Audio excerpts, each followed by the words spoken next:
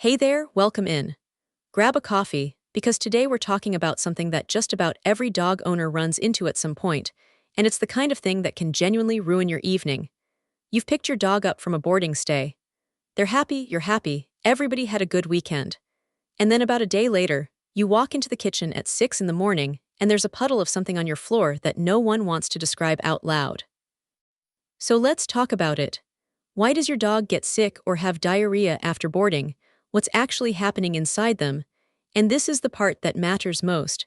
How do you know whether to wait it out or pick up the phone and call your vet? Here's the short version, and then we'll dig into the why. 9 times out of 10, loose stool after a boarding stay is something called stress colitis. That's a fancy way of saying the large intestine got inflamed because your dog had a big, exciting, out-of-the-ordinary few days. New sounds, new smells, new friends, different water, a different schedule. It usually shows up within a day or two of pickup, and it clears up on its own in about 2 or 3 days. The less common causes are the infectious ones. Things like kennel cough, Diarrhea, or a bacterial overgrowth. Those don't get better with patience and boiled chicken. Those need a vet. So how do you tell them apart? It really comes down to 3 things. How your dog is behaving, whether there's blood or vomiting in the picture, and how long it drags on. Hold on to those 3, because we'll keep coming back to them. Let's start with the stress part, because I think it gets misunderstood. A boarding stay raises cortisol. That's the stress hormone. And here's the thing people don't expect. It raises cortisol even in dogs who absolutely love being there. Excitement is still arousal. Your dog can be having the time of their life, sprinting around with a pack of buddies, and their body is still running hot the whole time. Cortisol speeds up gut motility. In plain English, food moves through the colon faster than it should, and the colon doesn't get its usual window to pull water back out.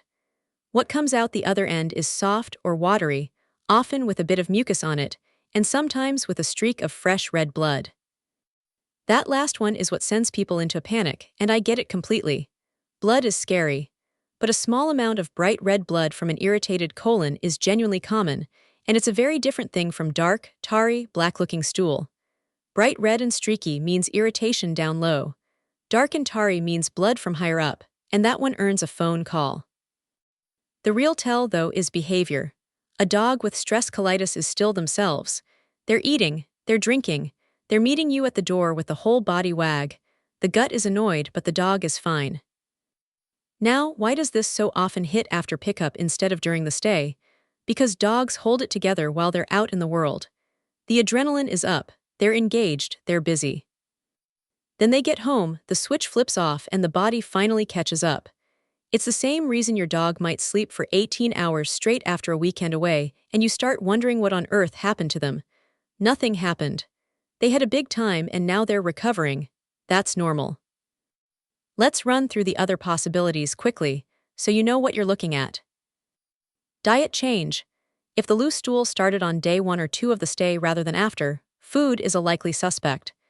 Easy fix next time, send your own food, and go slow reintroducing anything new. Diarrhea. This one's a parasite, and it looks different. Greasy, genuinely foul-smelling diarrhea that keeps going past 3 days. That's a vet visit, and bring a stool sample with you because they'll need it. Kennel cough.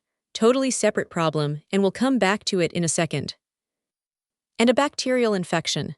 Fever, vomiting, real lethargy, refusing food. That's same-day care, don't wait on that one. Alright, kennel cough. This one deserves its own moment because people mix it up with the stomach stuff. Kennel cough is respiratory, it's not digestive at all. And it spreads the way a human cold spreads, through shared air and shared surfaces, which means anywhere dogs gather carries some risk. Boarding, sure, but also grooming salons, dog parks, and yes, your vet's own waiting room. The Bordetella vaccine helps. It reduces how bad it gets. But it doesn't make it impossible, because several different pathogens can produce that same honking cough, and one vaccine doesn't cover all of them. Incubation runs roughly 3 to 10 days. So if your dog starts coughing a full week after you pick them up, that can still trace back to the stay. Most healthy adult dogs shake it in 1 to 2 weeks. But puppies, seniors, and flat-faced breeds, your bulldogs, your pugs, deserve a much faster call to the vet. especially in a central Texas summer when the heat piles on top of any breathing trouble. So when do you stop watching and start dialing? Skip the waiting period entirely if you see any of these. Diarrhea going past 48 to 72 hours. Repeated vomiting or vomiting stacked on top of diarrhea. Dark, tarry, or heavily bloody stool. Refusing water or gums that feel dry and tacky when you touch them. Lethargy, hiding, or a dog who just won't get up. A belly that looks distended or hurts when you touch it. And any of the above in a puppy, a senior, or a dog with existing health conditions. Dehydration moves fast in Texas heat. If your dog is losing fluid quicker than they're taking it in, that's a same-day problem no matter what's causing it. For the mild cases, here's what actually helps at home. If your vet's on board, fast for 6 to 12 hours, then go to small, frequent, bland meals. Plain boiled chicken and white rice, or a prescription gastrointestinal diet, works better than regular kibble for a day or two. Keep fresh water down at all times, don't restrict water ever. A spoonful of plain canned pumpkin adds fiber that helps firm things up. Then transition back to normal food over 2 or 3 days, instead of all at once. And skip daycare and the dog park until stools are firm, both for your dog and for everybody else's. Want to lower the odds next time? Send your dog's regular food, portioned out by meal, and keep the feeding schedule identical to home. Diet consistency prevents more upset stomachs than any supplement on the shelf. Trial runs help more than most owners expect too.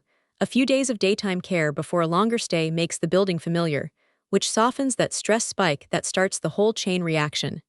Keep vaccines current, especially Bordetella and canine influenza. And tell your facility if your dog has a sensitive stomach. That's useful information, not a complaint. At our place on Piccadilly Drive, we track eating and stool for every single guest, so we can flag a change while your dog's still with us instead of you finding out at home. And honestly, that's a fair thing to ask any facility about. Ask about group sizes, cleaning routines, and what staff do when a dog stops eating. Families all over Pflugerville, Round Rock, Hutto, and North Austin ask us this stuff constantly, and a place that answers plainly is the place you want. So if you've got a stay coming up and you'd like to talk through your dog's stomach history first, just give us a shout. We're Dog Daycare Pflugerville, right here in Pflugerville, Texas, and you can reach us at 737-259-7735. Happy to talk it through with you. Take care of those pups.